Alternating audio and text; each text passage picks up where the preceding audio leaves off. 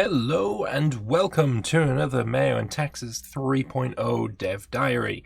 This time we're going to be talking about institutions, and yes, it is still MEIOU Taxes 3.0. The previous Dev Diary was titled 4.0 as a sort of an ingest because so many things had changed between the last time there was a Dev Diary and this one. This little slew of dev diaries, I should say. So yes, we have a dev diary all about institutions. So let's get into it. This one's written by KJH, KJH. So I must confess that institution is one of my favorite parts of EU4. It's a fascinating system that provides an organic and compelling way of making some regions to be more technologically advanced than others. It's also a nice source of some alternate history vibe, such as embracing Renaissance as an East Asian country. It provides good gameplay and is overall very fun. However, as much as I like it, they still had some issues with it. My main complaint was that once someone spawns some institution, others were barred from reinventing it in their own lands. Therefore, when it came to work on institutions in 3.0, I had one clear object in my mind, which was to make institution reinvention a thing. All of the changes made on the institutions that I will also talk about are stemmed from that goal. Lovely. This is legalism spread. Is that the map that we had in the last? I want to just quickly check that. Was that the map? Where is the previous dev diary? Was it this one? Yes, it was. Go back to the main post. It was a long-ass dev diary. Damn. So this was the map that we had. Institution spread, obviously. It's got to be. So, going back here. Is that the same map? It's fairly close. It is fairly close. It's definitely institution now that I think about it. It's probably legalism, because China starts with legalism and no one else does. Although it's all in red, so I don't know. Also, Africa being redacted both by this big black ugly box and this is quite smart if they want to hide something there. Anyway, yeah, legalism spreads, an institution that distinguishes those who inherited the heritages of classical civilizations from those who did not. So the idea was quite simple. Basically, there'd be a set of conditions for which, when satisfied, would give some institution progress gain to some provinces. The gameplay would be in setting up your nation to satisfy those conditions. However, my idea quickly faced one major problem, which was that no progress could be given to an institution that is not yet enabled. If an institution was to be enabled, then it incurred a tech cost penalty on every country that did not embrace it. Obviously, having something like a plus 1,000 tech cost penalty from the game start was not very desirable, to say the least. To remedy that, I removed the tech cost penalty from all institutions and instead greatly increased the tech cost malus from tech advancement. That made it so that as you advance through the tech, advancing to the next tech becomes more and more costly. Then, as a final touch, I made all institutions give tech cost reduction when embraced. That's an interesting way of getting around that. Very much so. Yeah. That's not tech cost malus from tech advancement. So the further you go in tech, the more you're going to want to get these institutions. Because this isn't just ahead of time bonus. This is just the more... If you take a tech, the next one is going to be more expensive because you've taken a tech and that increases your tech cost. That's an interesting way of going about it. That really does encourage you to absolutely get your institutions. Holy damn. Yeah. And now we've got commercialization spread. It represents the beginning of a new type of civilizations of commercial revolution and its embracement. Obviously, Italy and Spain are quite heavily for it. The Low Countries, England, parts of Scandinavia. Yeah, interesting. This had many advantages. One was that I now could enable all institutions from the start without having to worry about giving countries ridiculous amounts of tech cost penalty. That basically enabled the whole institution system for me.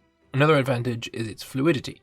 It makes it so that low-level techs can be accessed even by countries that lack some vital institution.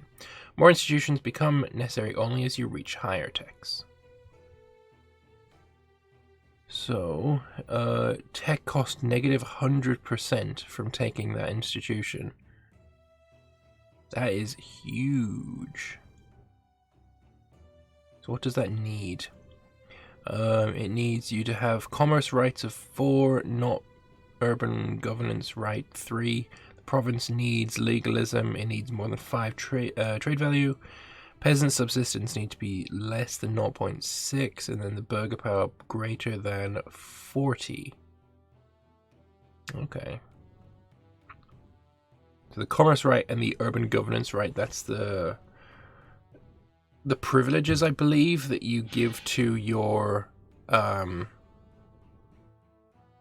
that used to be, not anymore, but that used to be the privileges that you gave to your estates.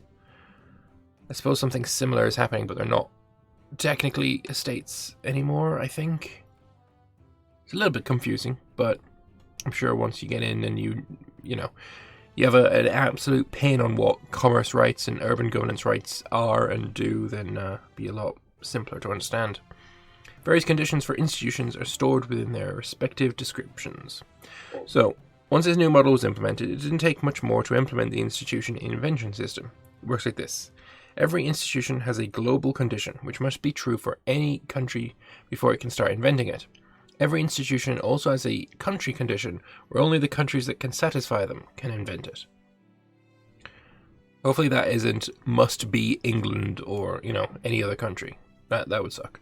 But I doubt that is the case. Lastly, every institution has a province condition, which the province must satisfy. Right, so the country must be in a certain state. For example, commerce rights would be a country condition. Global condition would be something like legalism present, or no, it wouldn't be. It would be like maybe time is 1350. That'd be the global right, global condition.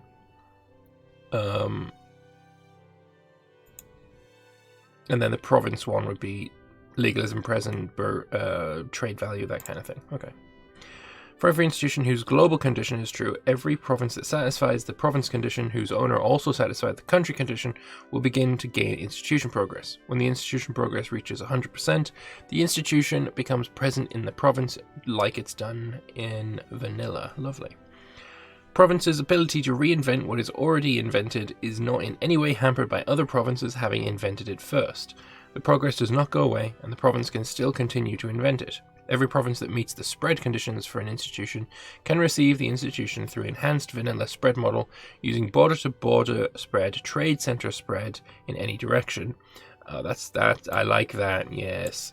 And overlord to colonial spread. Oh, that's even better. My colonies used to have a lot of problems getting institutions purely because, it just wouldn't spread there. But yeah, overlord to colonial nation spread is very much appreciated. I like that a lot. So that's your dev diary. That's actually it.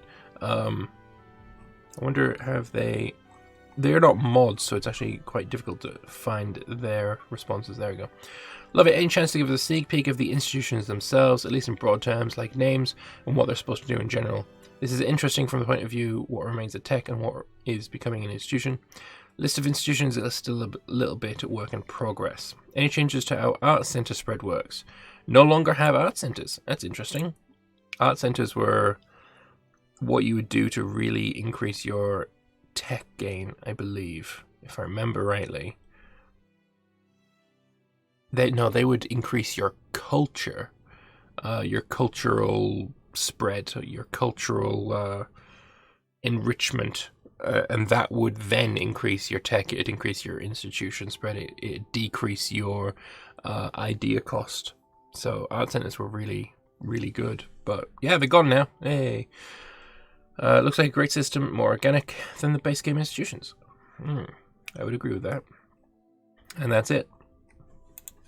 Lovely stuff. Alright. Hang on, there's another comment here. What's the fate of art? Please stop teasing us already, you mighty MEIOU Taxes team.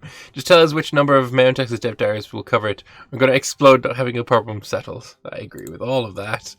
I've been waiting far too long for some MEIOU Taxes goodness. I'm just sad they don't have bloody sneaky peek map mode screenshot, because those sneaky peek map mode screenshots are pretty cool. But anyway, Yeah, I'm fairly sure that the image that we saw in the last one, this is some kind of institution. It might be one that is already mostly accepted. It might be legalism, and it might be a little ways into the game, and that's why it's spread all over Europe. Or it might be further on into the game. Although if it was further on into the game, the map probably wouldn't be looking like this. Like, we've got Gelariids and Fars. They would usually merge some way into the game. Although I don't see there being... No, Castile and Trastamara both exist. So yeah, this is definitely the starting conditions. So I doubt it's that.